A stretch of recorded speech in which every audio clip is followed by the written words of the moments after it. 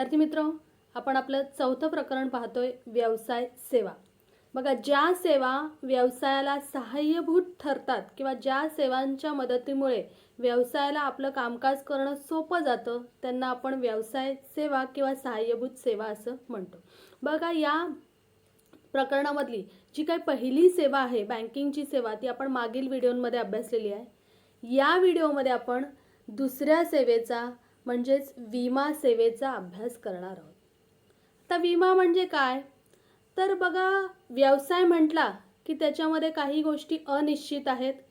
मग अशा अनिश्चित घडणाऱ्या गोष्टींपासून तिथे व्यवसाय संघटनेला संरक्षण मिळणं अपेक्षित असतं. कारण ह्या गोष्टी जोखीम आहेत आणि या जोखमीपासून तिथे जो काही व्यावसायिक आहे त्या व्यावसायिकाला किंवा व्यवसाय संघटनेला संरक्षण मिळणं तिथे आवश्यक असतं. कारण जर त्याला संरक्षण मिळालं तर तो तिथे जी काही व्यवसाय संघटना आहे तो टिकवून ठेवू शकतो किंवा व्यवसायाला टिकवून ठेवू शकतो. कारण जी काही विमा आहे हा विमा त्याला त्याच्या पूर्वस्थितीमध्ये नेऊन ठेवण्यास तिथे मदत करत असतो.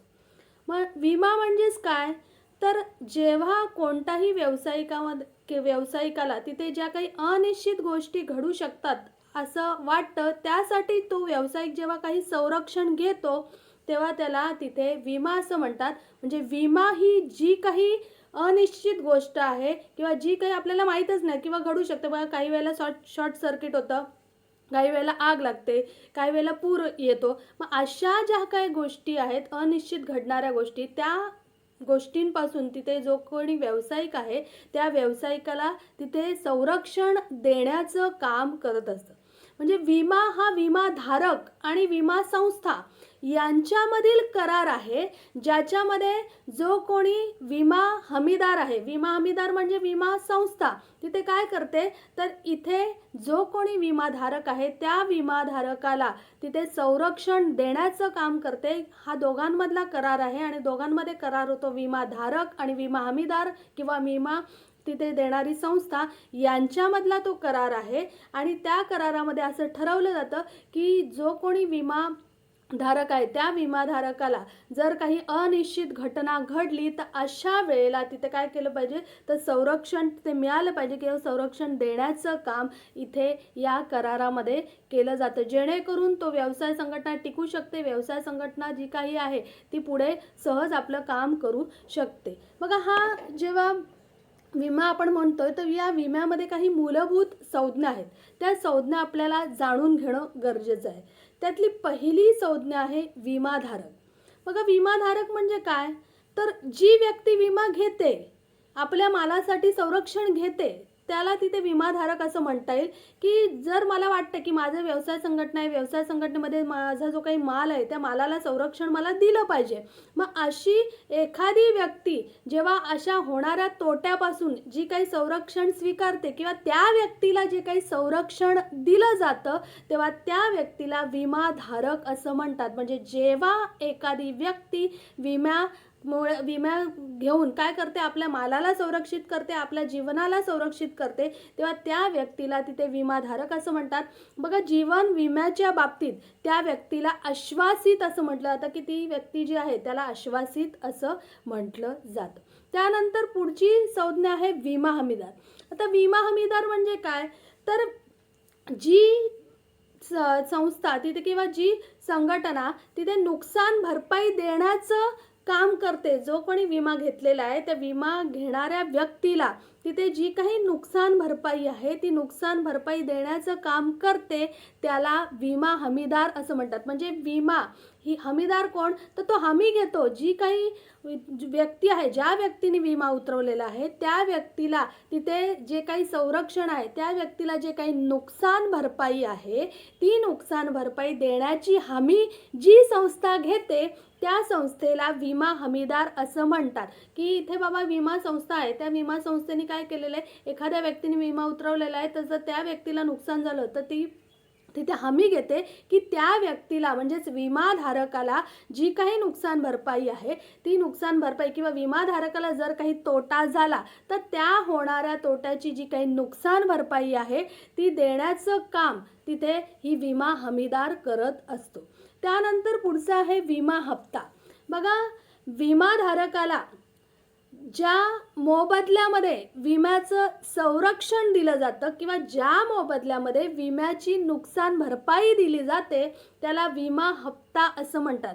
हा विमा हप्ता विमाधारक भरत असतो. मग त्यासाठी तो काय करतो, बाबा मी साधारणतः या रकमेचा तिथे विमा उतरवलेला आहे, मग ती जो काही विम्याचा हप्ता आहे किंवा तो जो काही विम्याचा हप्ता आहे तो विम्याचा हप्ता हा विमाधारक विमा हमीदाराकडे देतो आणि ज्याच्या बदल्यात त्याला काय मिळत असतं, संरक्षण मिळत असतं, ज्याच्या बदल्यात त्याला नुकसान भरपाई तिथे मिळत असते त्याला विमा हप्ता असं म्हणतात. त्यानंतर योजना, पॉलिसी, दस्तऐवज. बघा इथे ही जी योजना, पॉलिसी म्हणजेच काय तर विमाधारक आणि विमा हमीदार यांच्यामध्ये जो काही करार होतो, यांच्यामध्ये जे काही नियम असतील, अटी असतील, विम्याचं धोरण असतील, यांच्यामध्ये जो काही करार होतो आणि मग तिथे ते ठरवतात की नाही आपण अशा पद्धतीमध्ये जी काही विमा आहे तो उतरवायचा आहे किंवा अशा पद्धतीमध्ये तुम्हाला हे संरक्षण मिळणार आहे. म्हणजे विमाधारक आणि विमा हमीदार यांच्यामध्ये होणारा जो काही करार आहे त्याला योजना, पॉलिसी, दस्तऐवज असं म्हणतात. यानंतर पुढची संज्ञा आहे दावा. बघा, जेव्हा विमाधारकाला काही नुकसान तिथे होतं आणि मग नुकसान झाल्यानंतर किंवा काही अनुचित जेव्हा प्रकार घडतो तेव्हा त्या नुकसानीसाठी, नुकसान त्याला झालं आहे, आता नुकसान झाले मग त्यांनी विमा उतरवलेला आहे, मग अशा वेळेला तो काय करतो तर त्या नुकसान भरपाईची मागणी तो विमा हमीदाराकडे करतो, त्यालाच दावा असं म्हणतात. म्हणजे इथे त्याला जे काही अनिश्चित प्रकार आहे तो घडलेला आहे, काही वेळेला तिथे त्याचं माल वाहून गेलेला आहे, काही वेळेला तिथे शॉर्ट सर्किटमुळे आग लागलेली आहे, मग अशा जो काही प्रकार घडला आहे आता मग त्यांनी तिथे विमा उतरवलेला आहे. मग विमा उतरवल्यामुळे तो काय करू शकतो तर जी काही त्याची नुकसान भरपाई झालेली आहे त्या नुकसान भरपाईचा जो काही दावा आहे तो तिथे काय करू शकतो, विमा कंपनीकडे तो सहजरित्या करू शकतो आणि आपली जी काही नुकसान भरपाई आहे तो नुकसान भरपाई तिथे मागणी करू शकतो. यानंतर पुढील आहे प्रस्ताव. बघा, हा जो काही तिथे प्रस्ताव आहे हा तिथे पुन्हा इथे विमा कंपनी आणि विमा हमीदार किंवा विमा कंपनी, विमा हमीदार किंवा विमाधारक आणि विमाधारक यांच्यामध्ये तिथे प्रस्ताव होतो. जी काही तिथे लेखी किंवा तोंडी जो काही त्यांच्यामध्ये तिथे प्रस्ताव आहे तो प्रस्ताव तिथे सादर केला जातो की अशा पद्धतीचा तिथे नुकसान भरपाई झालेली आहे किंवा काय झालेली आहे त्याची तो तिथे मागणी करतो आणि जो काही प्रस्ताव आहे तो प्रस्ताव तिथे सादर केला जातो. म्हणजे विमा हमीदार आणि विमाधारक यांच्यामध्ये हा लेखी स्वरूपाचा प्रस्ताव होतो जेणेकरून जी काही नुकसान भरपाई त्याची तिथे मागणी केली जाते. यानंतर पुढची संज्ञा आहे विषय बाब.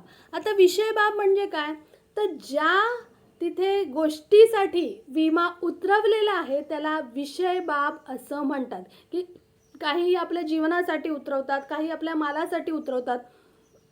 बघा, व्यवसाय संघटना म्हटली की माल तिथे संरक्षित केला जातो.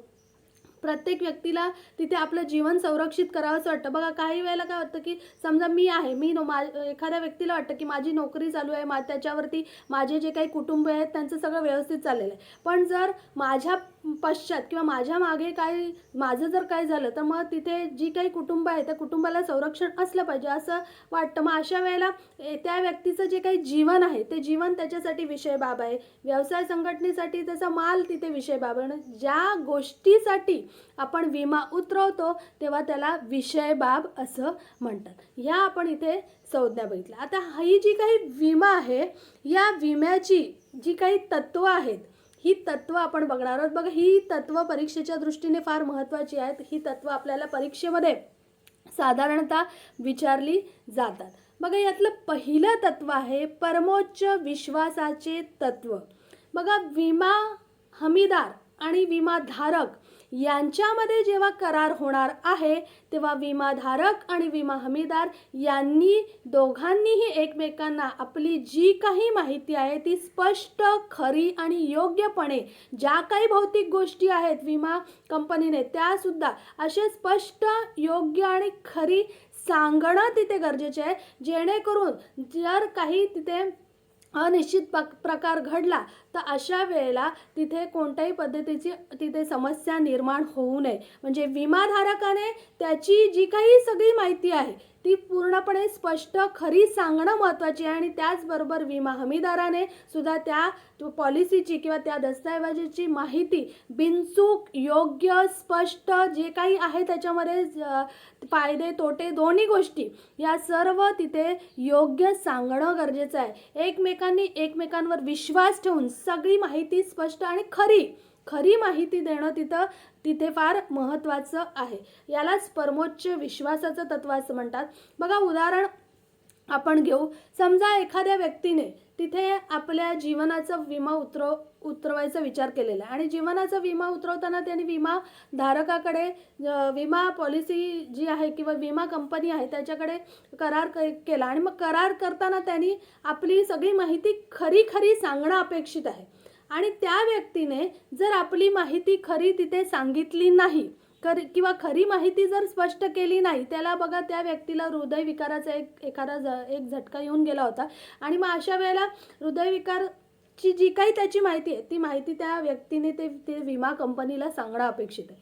पण त्या व्यक्तीने ती माहिती लपवली आणि सांगितली नाही आणि मग अशा वेळेला त्या व्यक्तीचं निधन झालं आणि निधन त्याचं त्या विमा घेतल्यानंतर झालं आणि मग निधन जे आहे ते निधन त्याचं तिथे या ज्या काही हृदयविकाराच्या झटक्यामुळे झालं. मग अशा वेळेला इथे विमा कंपनी काय करू शकते? त्या व्यक्तीने विमा कंपनीला म्हणजेच विमा हमीदाराला जी काही माहिती आहे ती स्पष्ट, खरी, योग्य न सांगितल्यामुळे विमा हमीदार तो करार नाकारू शकतो आणि मग तिथे विमाधारकाला कोणत्याही पद्धतीची जी काही नुकसान भरपाई आहे ती नुकसान भरपाई मिळणार नाही. म्हणजे जेव्हा विमाधारक विमा घेतोय तेव्हा त्यांनी विमा कंपनीला आणि त्याचबरोबर विमा कंपनीने विमाधारकाला जी काही स्पष्ट, खरी, योग्य माहिती सांगणं अपेक्षित आहे आणि जर अशी सांगितली गेली नाही तर त्यांच्यामधला जो काही करार आहे तो करार तिथे योग्य होत नाही आणि मग तिथे विमा कंपनी जी आहे ती नुकसान भरपाई तिथे देण्यासाठी टाळू शकते. यानंतर पुढील तत्व आहे विमा हिताचे तत्व. बघा जी काही विम्याचं हित आहे ते विम्याचं हित असणं तिथे गरजेचं आहे. म्हणजेच काय तर जेव्हा कोणताही व्यक्ती अशा पद्धतीचा विमा उतरवतोय तेव्हा त्याच्यामध्ये त्याचं आर्थिक हित असणं महत्त्वाचं आहे. बघा एखाद्या व्यक्तीला त्याच्या जीवनामध्ये आर्थिक हित असतं कारण तो तिथे विचार करतो की मी जर तिथे माझा आयुष्याचा विमा उतरवला तर जर मला काही झालं तर माझ्या पाठीमागे असणारे जे काही तिथे मुलं असतील, आई वडील असतील यांना त्याचा फायदा झाला पाहिजे किंवा यांना त्याच्यामुळे जे काही आर्थिक फायदा आहे तो झाला पाहिजे. मग असं आर्थिक हित विमा हितामध्ये असणं गरजेचं आहे. बघा जर आर्थिक हित नसेल तर तिथे विमा करार होईल असं आपल्याला सांगता येत नाही किंवा विमा करार होताना आपल्याला दिसत नाही. हे विमा हिताचं तत्व आपल्याला सांगते की विमा हिता तत्वामध्ये तुमच्या तिथे जो कोणी विमाधारक आहे त्या विमाधारकाला तिथे आर्थिक हित असणं गरजेचं आहे आणि आर्थिक हित जर असेल तरच काय करू शकतो तो विमा करार होऊ शकतो. मग अशा वेळेला व्यक्तीला त्याच्या जीवनामध्ये आर्थिक हित असतं, त्याचबरोबर व्यवसाय संघटनेला त्याच्या मालामध्ये. मग त्याला वाटतं की आपला माल संरक्षित करून ठेवला पाहिजे. का संरक्षित करून ठेवला पाहिजे? जर काही वेळेला मला नुकसान भरपाई झाली आणि मग नुकसान भरपाई झाली आणि मी जर विमाच उतरवला नसेल तर मला संरक्षण मिळू शकतं का? मला भरपाई मिळू शकते का? मिळू शकत नाही. म्हणजे इथे त्याचं आर्थिक हित आहे की माझ्याकडे इतका माल आहे, तो माल मला आर्थिक हित आहे, त्याच्यामध्ये माझा फायदा आहे.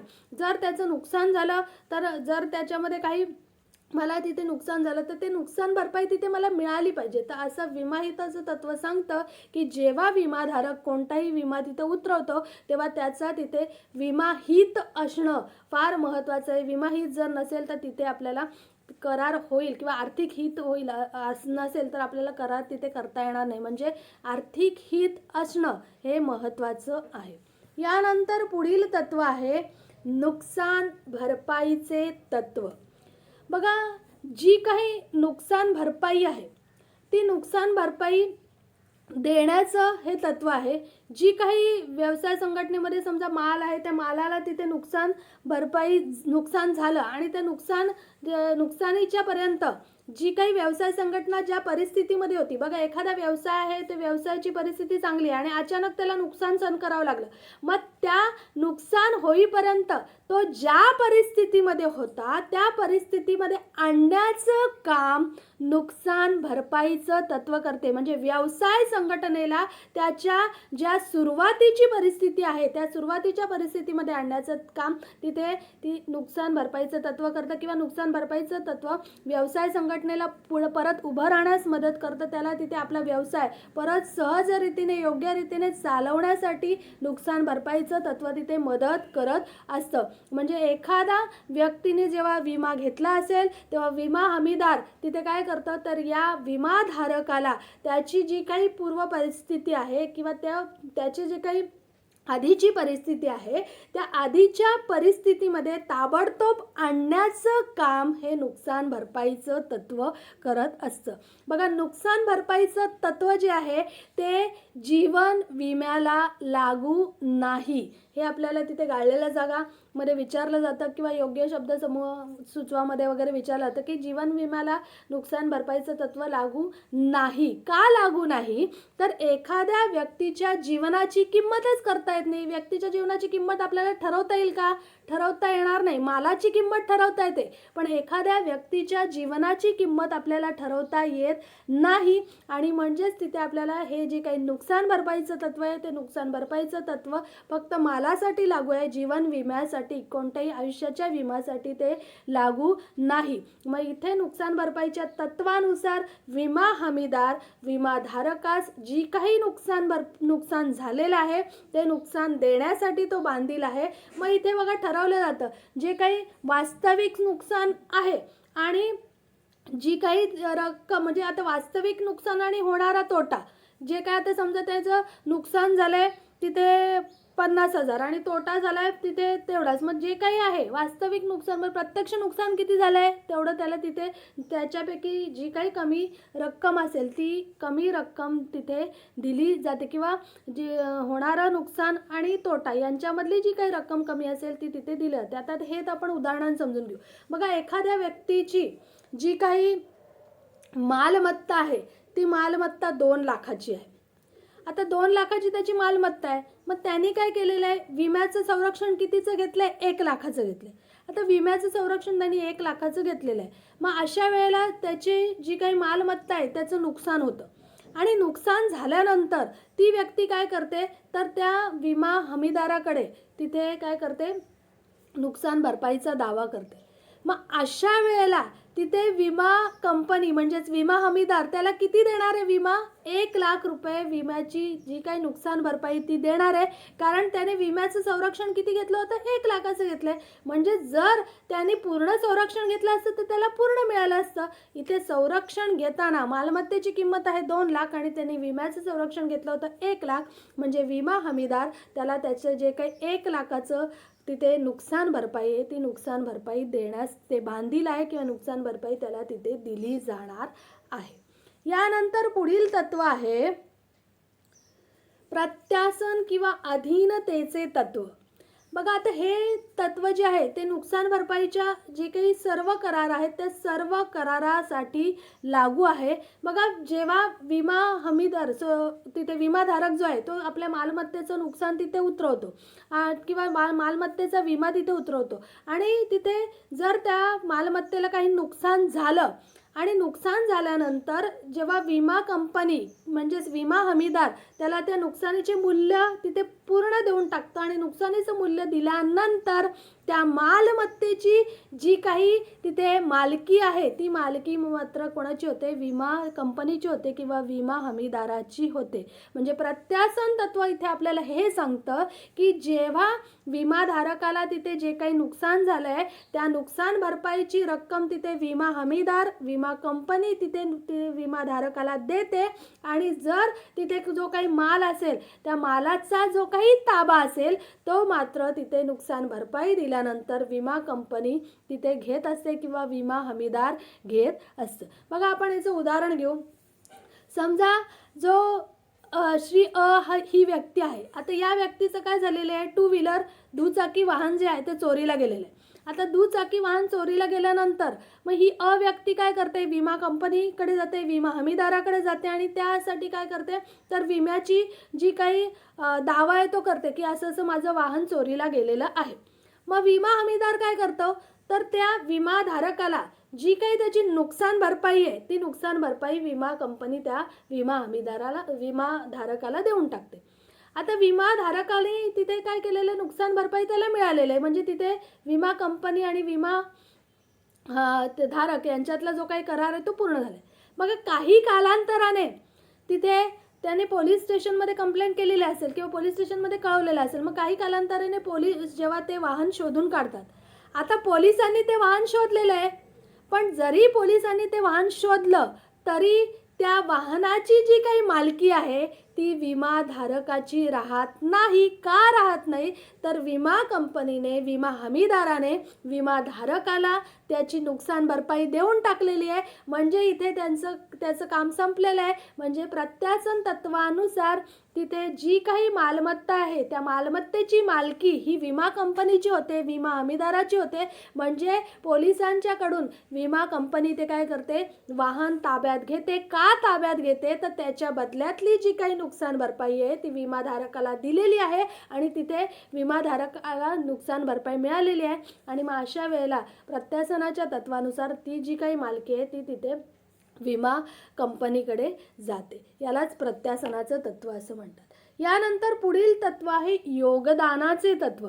मग या तत्वानुसार कोणताही विमाधारक आपल्या मालाचं संरक्षण जे आहे की त्या एका विषय बाबीसाठी काय करू शकतो, एकापेक्षा जास्त विमा कंपन्यांकडे याचं आपल्या जे काही संरक्षण आहे विम्याचं, ते विम्याचं संरक्षण तो घेऊ शकतो. म्हणजे या तत्वानुसार मला वाटलं की माझ्या मालाचं मला संरक्षण घ्यायचं आहे, मग माझ्या मालाचं संरक्षण करण्यासाठी माझी विषय बाबा किंवा आगीपासून नुकसान झालं तर याच्यासाठी मला संरक्षण घ्यायचं आहे, माल मला संरक्षित करायचं आहे. मग मी एकापेक्षा जास्त मी अ कंपनीकडे संरक्षण घेऊ शकते, मी ब कंपनीकडे संरक्षण घेऊ शकते. म्हणजे मला ज्या व्यवसाय संघटनेची मालाचं संरक्षण घ्यायचं आहे त्यासाठी मी कोणत्याही एकापेक्षा जास्त विमा कंपन्यांकडून, विमा हमीदारांकडून काय करू शकते, संरक्षण घेऊ शकते आणि माझ्या मालाची जी काही नुकसान भरपाई येते तिथे मी मिळवून घेऊ शकते. बघा आता इथे काय केलं आता की मला वाटतं की एकापेक्षा जास्त विमा संस्थांकडून किंवा विमा हमीदारांकडून मला संरक्षण घ्यायचं आहे.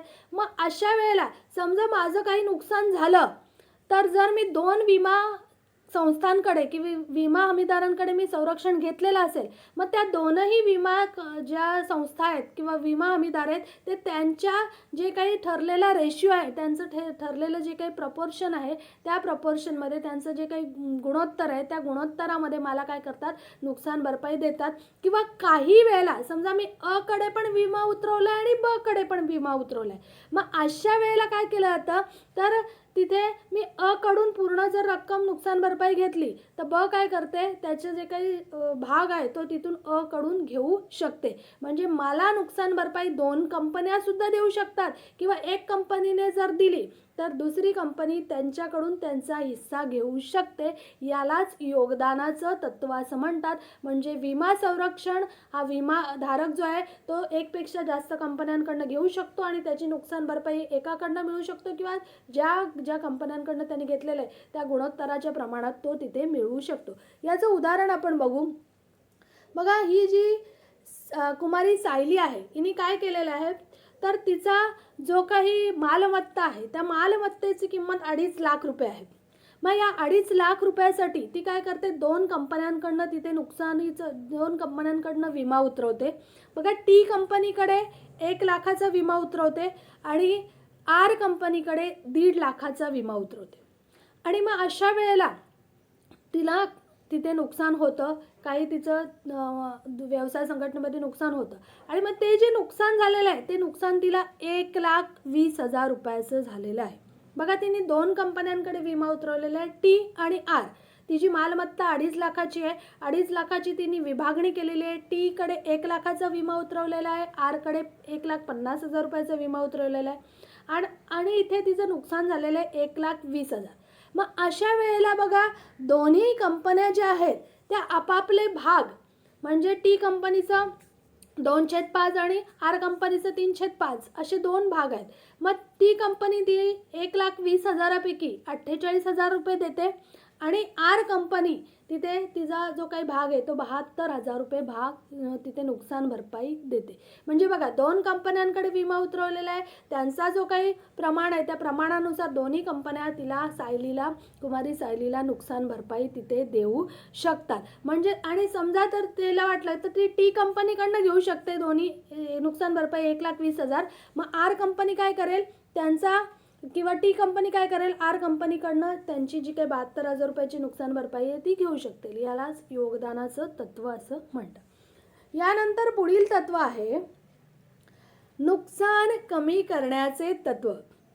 बघा हे तत्व काय सांगतं की आपण जेव्हा एखाद्या मालाचा विमा उतरवलेला आहे किंवा आपण विमा उतरवलेला आहे तेव्हा आपण विमा उतरवल्यानंतर निश्चिंत राहता कामा नये किंवा निश्चिंत राहून तिथे जे काही तिथे घटना घडते ती घटना बघत बसू नये. तर ती घटना घडू नये यासाठी आपण संभाव्य उपाययोजना करणं तिथे अपेक्षित आहे. नाहीतर एखाद्या व्यक्ती म्हणतो जाऊ दे मी विमा उतरवलेला आहे आता काही झालं तरी चालेल, तर तसं निश्चिंत राहून त्याला चालणार नाही.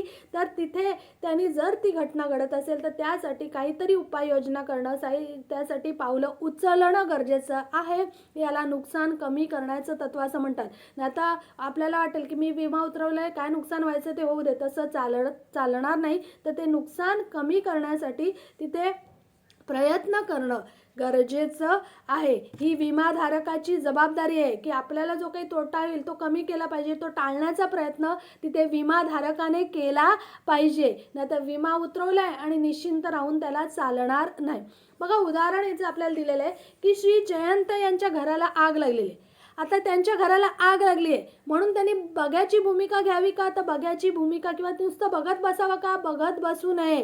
तर त्यांनी अग्निशामक दलाला पाचारण केलं पाहिजे. त्यांनी जे काही आग विझवण्याच्या यंत्रणा आहेत त्यांच्याशी संपर्क साधला पाहिजे. त्यांनी आपलं घर जात आहे म्हणून मी विमा उतरवला आहे काही होऊ दे म्हणून असं तिथे त्यांनी ते बघत बसू नये. म्हणजे बघ्याची भूमिका न घेता त्यांनी ते घर वाचवण्यासाठी जे काही अपेक्षित प्रयत्न आहेत ते अपेक्षित प्रयत्न करणे तिथे गरजेचे आहे. आणि जर त्यांनी ते प्रयत्न केले तर तिथे त्याला विमा कंपनी जी काय आहे विमा हमीदार जे आहे ती नुकसान भरपाई देण्यास तिथे बांधील आहे ना. जर त्यांनी काहीच प्रयत्न केले नाही तर विमा कंपनी म्हणजेच विमा हमीदार जो काही करार आहे तो नाकारू शकते. यानंतर पुढील तत्व आहे सर्वसाधारण कारण तत्व किंवा निकटतम तत्व. बघा या तत्वानुसार जी काही विम्याचं नुकसान किंवा विम्यामुळे आपण संरक्षण घेतलं आणि जी काही नुकसान होतं आहे त्या नुकसानीचं जे काही सर्वसाधारण कारण आहे ज्याच्यासाठी तुम्ही विमा उतरवलेला आहे त्यातलं जवळचं कारण कोणतं आहे ते शोधलं जातं आणि त्या जवळचं कारण शोधून त्यानुसार काय केलं जातं तर आपल्याला विम्याची जी काही रक्कम आहे ती विम्याची रक्कम तिथे दिली जाते. बघा समजा एखाद्या व्यक्तीने आपल्या घरात चोरीसाठी त्यांनी विमा घेतला असेल की बाबा माझ्या घरात जर चोरी झाली तर मला नुकसान भरपाई मिळाली पाहिजे किंवा माझ्या मालाची जर चोरी झाली तर मला नुकसान भरपाई मिळाली पाहिजे. यासाठी जर त्या व्यक्तीने विमा उतरवला असेल. आता बघा त्याच्या घरात तिथे काय होतं तर तिथे चोर येतात चोरी करतात आणि चोरांनी चोरी केल्यानंतर काय करतात तर त्याच्या जे काही गोदाम असेल त्या गोदामाला ते आग लावून जातात. मग अशा वेळेला आता इथे 2 कारणं झालेली आहेत. एक तर चोरी झालेली आहे आणि दुसरं त्याने काय आगीमध्ये त्या मालाचं नुकसान झालेलं आहे. मग आता यातलं ते तिथे विमा हमीदार जे आहे विमा कंपनी जी आहे ती विचार करते की याने कोणत्या कारणासाठी विमा घेतलेला आहे, याचं विमा घेण्याचं कारण कोणतं आहे हा विचार तिथे विमा हमीदार करतो. आणि विमा हमीदार ते कारण तिथे शोधून जर ठीक आहे त्यांनी चोरीसाठी घेतला होता त्याचा माल तेवढा चोरी झालेला आहे आणि ते आग लागल्याशी त्या विमा हमीदाराचा काही संबंध नसतो. म्हणजे जे काही नुकसान भरपाई आहे त्या नुकसानीसाठी जे काही सर्वसाधारण कारण कोणतं आहे त्याने कोणत्या कारणासाठी विमा घेतलेला आहे याचं तिथे माहिती घेतली जाते आणि त्यानुसारच काय केले जाते नुकसान भरपाई दिली जाते. तर अशी ही जी काही विम्याची 7 तत्व आहेत जी परीक्षेच्या दृष्टीने फार महत्त्वाची आहेत. आपल्याला परीक्षेमध्ये विम्याची तत्व स्पष्ट करा असा प्रश्न येतो ती आपण अभ्यासलेली आहेत. आपण इथे तुर्तास थांबणार आहोत. तोपर्यंत धन्यवाद. अभ्यास करत राहा आणि यशाचा जो मार्ग आहे तो मोकळा करा.